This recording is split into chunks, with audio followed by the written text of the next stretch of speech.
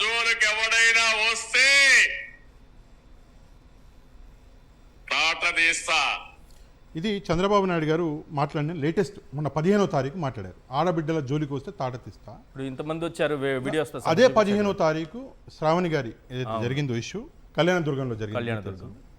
ఒక గర్భవతి సార్ ఎంత బాధాకరం అంటే 3 నెలల కడుపుతో ఉన్నటువంటి గర్భవతి, జనరల్గా కడుపుతో ఉన్నటువంటి ఆడవాళ్ళు బిడ్డని చూడాలి అని చెప్పేసి ఒక ఒక కోరికతో ఉంటారు.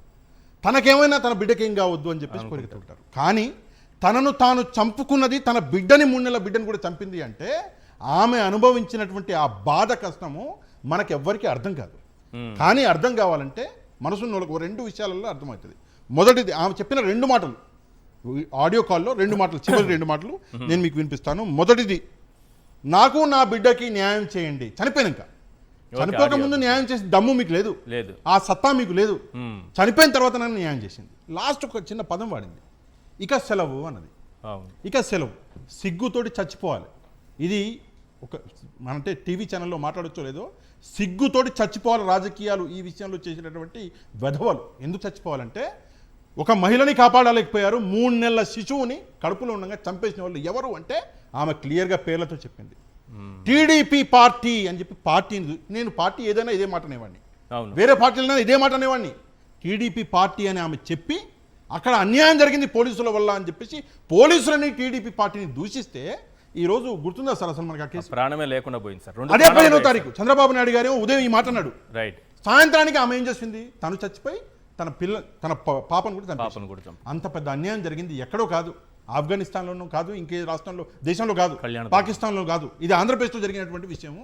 ఈ విషయం జరిగిన తర్వాత మానవత్వం ఉన్న వాళ్ళందరూ సిగ్గుతోటి చచ్చిపోవాలి. కరెక్ట్గా చెప్పారు. Please conclude. సూపర్ 6 అమలు చేయమంటే నైట్ టైం వీడియో కాల్స్ అమలు చేస్తున్నారు. సూపర్ 6 అమలు చేయమని అడిగితే నైట్ టైం ఆడవారికి వీడియో కాల్ చేస్తాం అర్ధరాత్రి అని చెప్పి ఇది అమలు చేస్తున్నారు. ఇదే సూపర్ 6 ఏమో. ఇది సమాధానం చెప్పాలి తెలుగుదేశం. కొత్త పథకం పెట్టారా? కొత్త పథకం ఏది? వాట్సాప్, నజీరు వాట్సాప్ వీడియో కాలే, ఆయన వాట్సాప్ వీడియో కాలే, ఎమ్మెల్యేలందరూ వాట్సాప్ వీడియో కాల్, ఆయన ఆడియో కాల్లో బూతులు తిట్టడం. ఈ ఆడియో కాల్స్ వీడియో కాల్స్ ని అమలు చేస్తున్నాం అని చెప్తున్నారు. రెండోది, తల్లి చెల్లి అని ఎవరైతే మాట్లాడతారో వాళ్ళు నేను సూటిగా అడుగుతున్నా, జగన్మోహన్ రెడ్డి గారు తల్లి గారు జగన్మోహన్ రెడ్డి గారితోనే ఉన్నారు.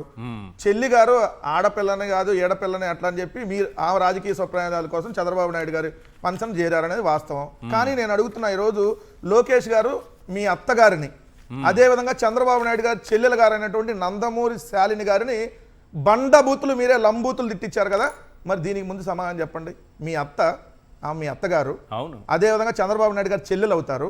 ఎందుకంటే నందమూరి కుటుంబ సభ్యురాలు, నందమూరి శాలిని గారు ఎవరైతే జూనియర్ ఎన్టీఆర్ గారు తల్లి గారిని. మరి మీరు చెప్పండి, ఇప్పుడు అత్తమ్మ గురించి చెల్లెల గురించి చంద్రబాబు నాయుడు గారు ఇప్పుడు ఆమె కూడా చెల్లెగా వాళ్ళ విషయాలు మాత్రం మాట్లాడకూడదు. మీ పార్టీలో తల్లి గురించి చెల్లి గురించి మాట్లాడొచ్చు, వాళ్ళ ఫ్యామిలీలో అత్త గురించి చెల్లి గురించి మాట్లాడకూడదు. అంటే చెప్తున్నారు వాళ్ళకి ఒక రూలు, వాళ్ళు ఏం చెప్పినా రాజ్యాంగం. రెండు, సోషల్ మీడియాలో సార్ సోషల్ మీడియాలో పోస్టులు ఫార్వర్డ్ చేశారని కేసులు పెట్టి అరెస్ట్ చేశారు. కాకాని గోవర్ధన్ రెడ్డి గారు వాట్సాప్ లో షేర్ చేశారని చెప్పి ఆయన మాట్లాడిన వీడియోలు సాక్షిలో వస్తే అది షేర్ చేశారని కేసు పెట్టారు కదా. మరి ఇప్పుడు లంబూతులు తిట్టినాల మీద, ఈ కామ పిశాచుల మీద ఎప్పుడు కేసులు పెట్టి అరెస్ట్ చేస్తున్నారు నారా లోకేష్ అని చంద్రబాబు నాయుడు గారు అండ్ హోంమంత్రి అంతే గారు జగన్మోహన్ రెడ్డి గారిని తిట్టడానికి ప్రతిరోజు వచ్చి మీరు ప్రెస్ మీట్లు పెట్టి టైం వేస్ట్ చేసుకోమాకండి. మీకు ఒకవేళ నిజంగా మీకు మహిళలంటే గౌరవం ఉంటే హోంమంత్రి అనేగా మీరు ఏమైనా భావిస్తే వీళ్ళందరి మీద ఎప్పుడు కేసులు పెడుతున్నారో సమాధానం చెప్పాలి.